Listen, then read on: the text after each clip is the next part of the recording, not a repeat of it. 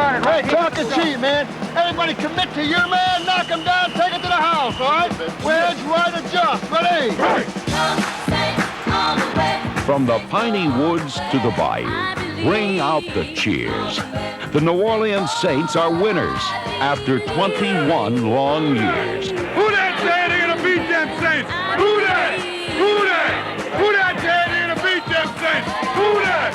We've been down too long, too many years. We must resume the fight, continue to persevere. There's one minor change in this repeating show. The Saints are going to the playoffs. Got to all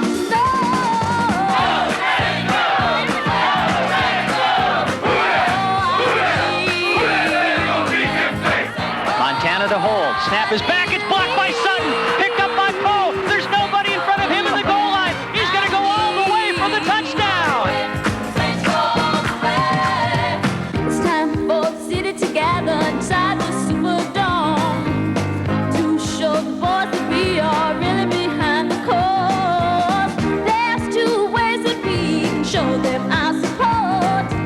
Scream real loud and wear our black and gold. Back to the touchdown! The touchdown! Martin in motion right to left. Hebert straight drop, looking, dumping it over the middle to Hilliard to the 30, 25, 20, still battling inside the 15, 10, 5, touchdown save.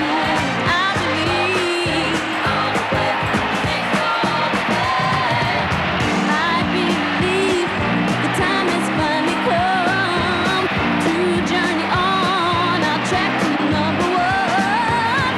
I see the playoffs are in reach of our hands. We'll get us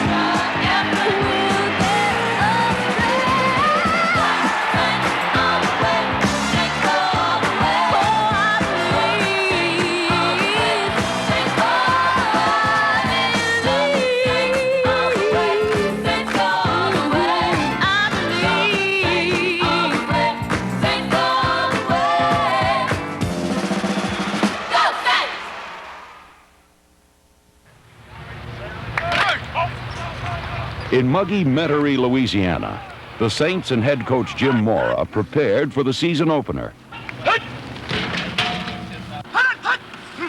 The highly respected Cleveland Browns would provide the first test.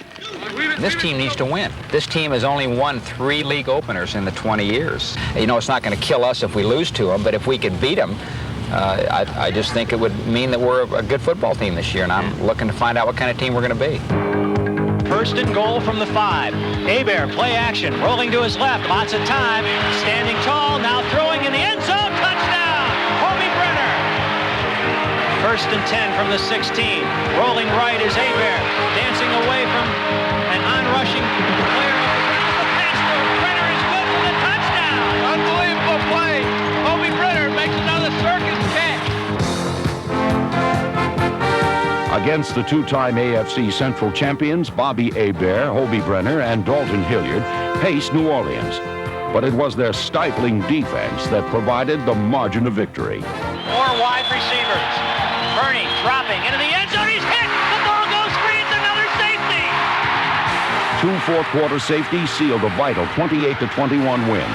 Only their 4th opening day victory in 21 years. But after a loss in Philadelphia came the strike.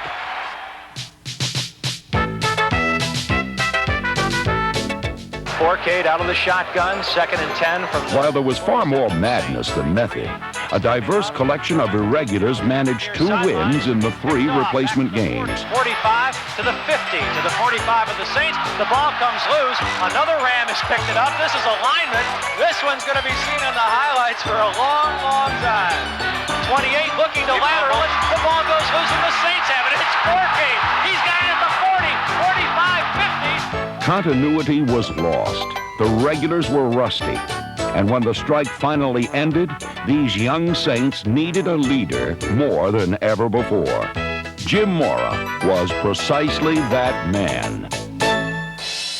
Coaches in the past have said you guys are professionals, you know what to do, what it takes to win, and it's never gotten done. Jim Mora makes sure that it gets done. Jim Mora grabbed hold of the Saints and didn't let go. Not until he tore them apart and rebuilt them in his own image. Tough, demanding, a perfectionist whose work ethic and no-nonsense approach commands respect. He's an outstanding taskmaster. He's a guy that's, I guess the term that my dad used to use is, I'm hard, but I'm fair. And he is, you know, he works your butt off. He has rules that you must live by.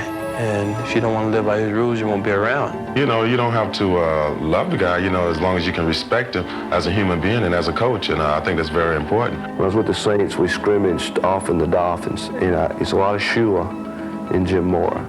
He doesn't worry too much about pleasing the players. He just works them, but they respect him. Well, I think it's important that you're respected. I think that's extremely important. I think if players do not respect you, they have a hard time playing for you.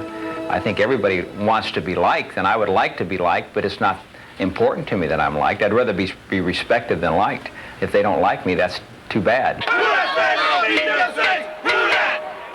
Mora's winning mission propelled the Saints as the regulars returned to face the 49ers, the class of the division. Few expected this game to alter the course of Saints history, yet its impact and its aftermath could be felt for the rest of the record-setting season.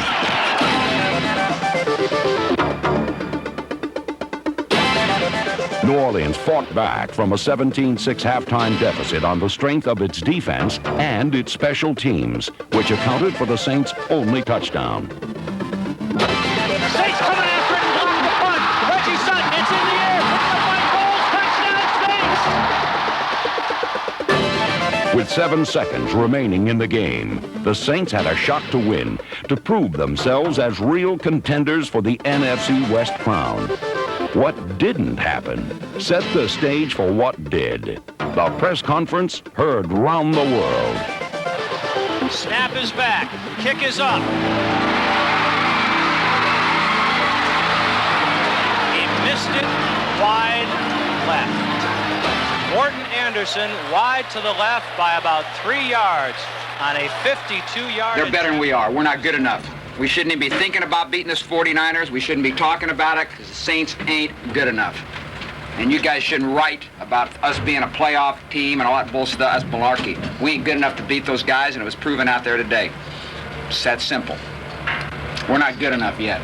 We got a long way to go. We got a lot of work to do. We're close, and close don't mean... And you can put that on TV for me.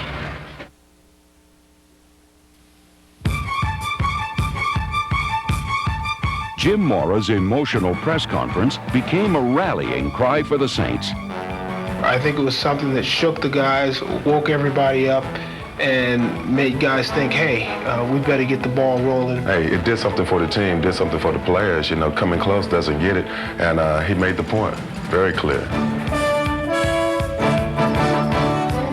Mora's blow-up led directly to a Week 8 blowout in Atlanta, where the offensive line spearheaded a 38-0 victory.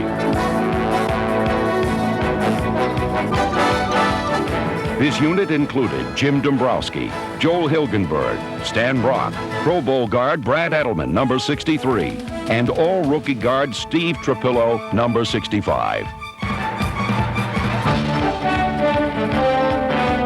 Dalton Hilliard ran for 2 of the Saints' 4 rushing touchdowns, and the defense ran roughshod over the Falcons.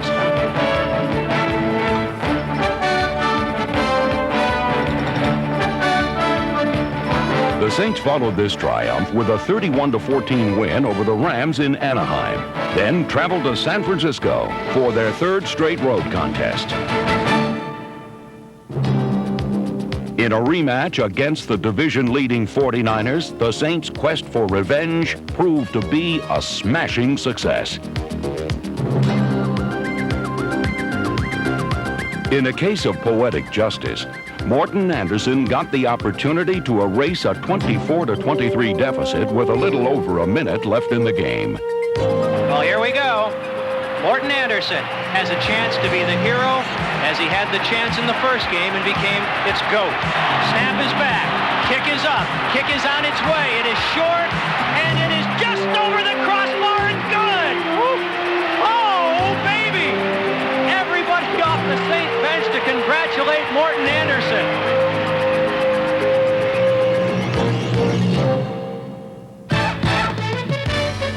All-Pro place kicker Morton Anderson, a 6-year veteran, and other longtime Saints finally saw disappointment become a thing of the past. In the past, as at the start of the year, the dreams are all there, Super Bowl championship, and then as our seasons have gone on, all your dreams have sort of narrowed down. We've dreamt then of being just in a playoff and finally to have a winning season, then maybe just to win one more week or to keep a coach. Reserve quarterback Dave Wilson and tight end John Tice, number 82, found that long, elusive touch of glory. And tight end Hobie Brenner was another old Saint who grabbed hold of a new dream.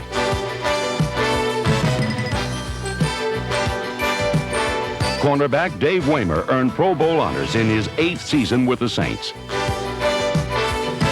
Waymer helped the defense post an NFL-high 48 takeaways. Another prime mover in a push-and-shove world was nose tackle Tony Elliott, number 99. The veteran nucleus of one of the league's stingiest defenses also included number 73 Frank Warren, Jim Wilkes, number 75 Bruce Clark, and Ricky Jackson, whose look of determination perfectly matches his playing style.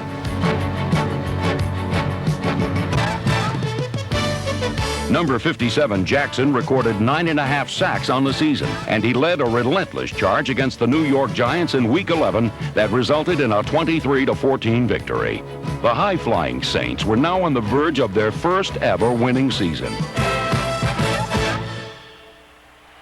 From Three River Stadium in Pittsburgh, Pennsylvania, it's the New Orleans Saints against the Pittsburgh Steelers. Hello again, everybody. Jim Henderson with you to tell you the play-by-play story of today's game. And who would have thought way back in 1966 that it would have taken this long? 21 long years Saints fans have waited for a winner. But with a victory today, the Saints will ensure themselves of the first winning record in the franchise's history through 21 years.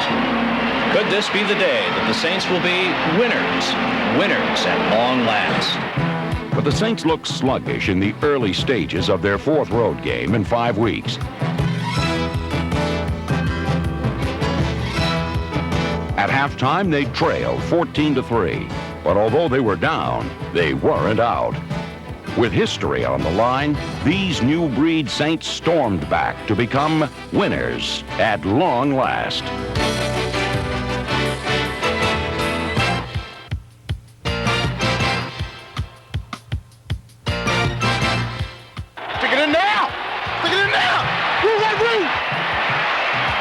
Give us to Mays, trying the right side. He's still trying to turn the corner. He will do so and get in for the touchdown. Straight drop back by Bobby. Looking, throwing in the end zone. He's got Eric Martin. Touchdown! Saints! Right now, we're going to start doing some work. Right now. And this will be, obviously, the play of the game. Malone is looking at a 4th and goal from the Saint 1-yard line. The Saints are leading 20-14. 4th and goal from the 1. Pitching it to Pollard, sweeping left. He stopped short of the goal line. The Saints have held him. The Saints have held him inside the 1 on 4th down, and the ball will go back to New Orleans. The Saints are winners for the first time in 21 years. The Saints are going to take a 20-16 victory back home to New Orleans, along with their first winning season ever. By achieving this, people can no longer say and write and talk about that the Saints are the only NFL team never to have a winning season.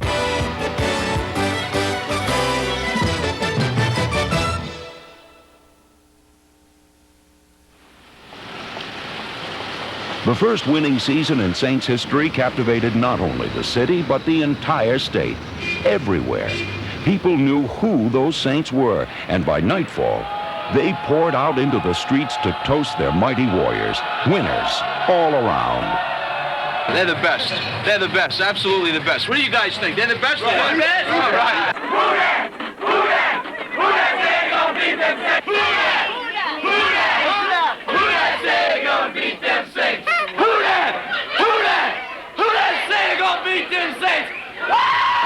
Saints, go marching in.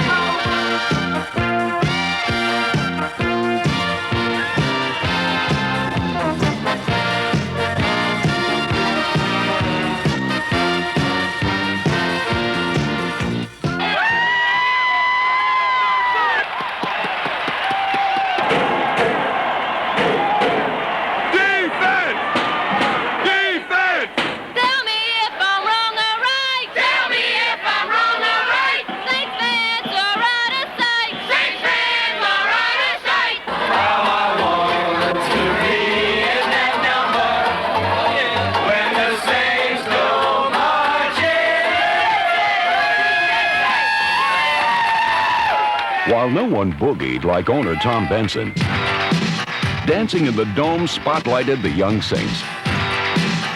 The youngsters knew all the steps, all the right moves, like the slam dancing of linebacker Pat Swilling.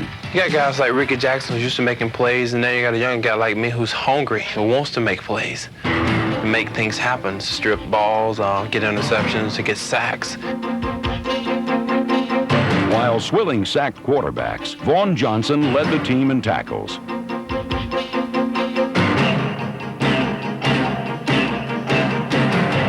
Young ball hawks like Van Jakes, Gene Atkins, and Brett Maxey manned the secondary.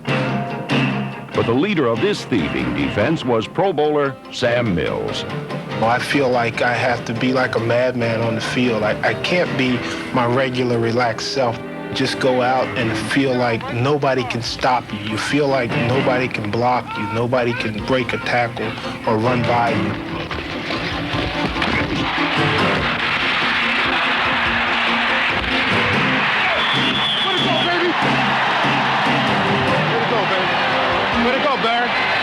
Good job. While the defense was sprinkled with young players, the offense was staffed by them. Quarterback Bobby Hebert did not always stand like an oak in the pocket, but he could find the trees through the forest.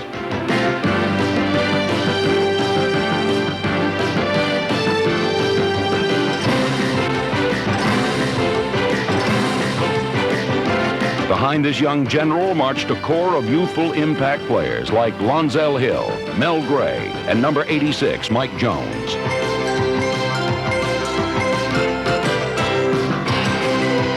Eric Martin, number 84, was versatile and dangerous, and led the team in every receiving category.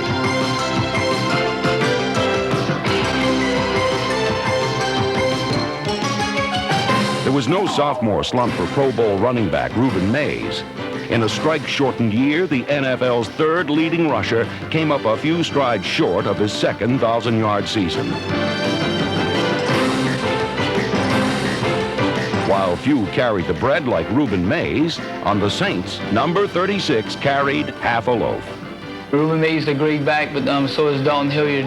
And I think in the NFL today, you need to have two great running backs. You know, the beating that they take, and kind of the ball control offense that we are both with the run and the pass, that we need those type of running backs. 1st and 10 from the 30 of the Falcons. Hilliard sweeping left. He's got running room 20, 15, 10, 5, touchdown Saints.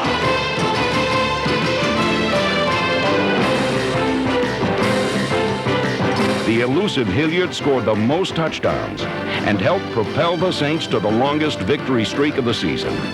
We beat good teams because we played well enough to beat good teams. We never thought that, well, you know, it's time to lose one because we're the Saints and the winning streak must end. I think that's ridiculous.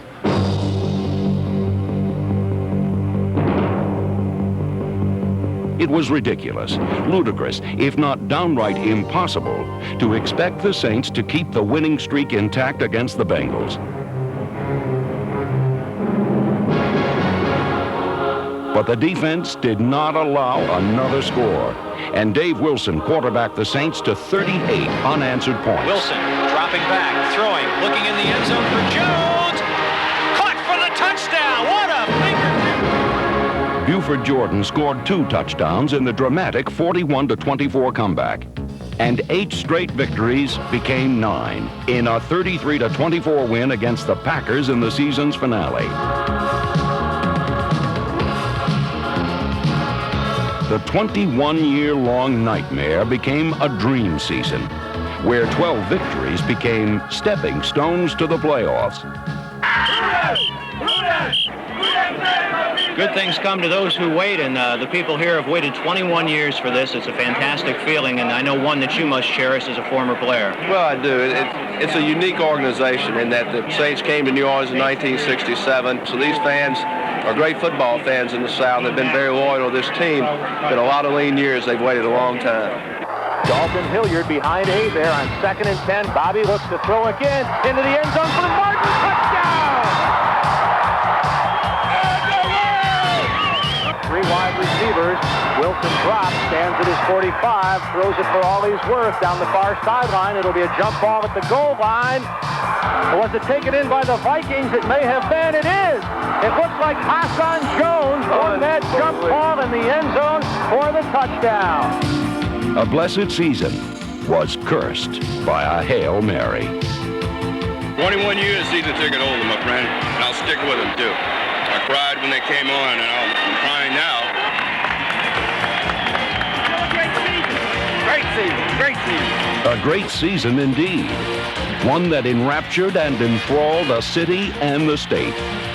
In 1987, the New Orleans Saints ascended from the dungeons of pro football Thank God for the Saints. to the seat of the throne in the NFL.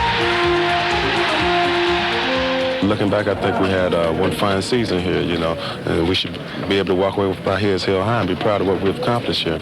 You know, we can look back and say, hey, we did a good job during this year. We know how to get there. Let's just see if we can do something the next time we get there. And we're looking forward to 1988. We got a good team, great coaching staff, and I think we're ready to roll.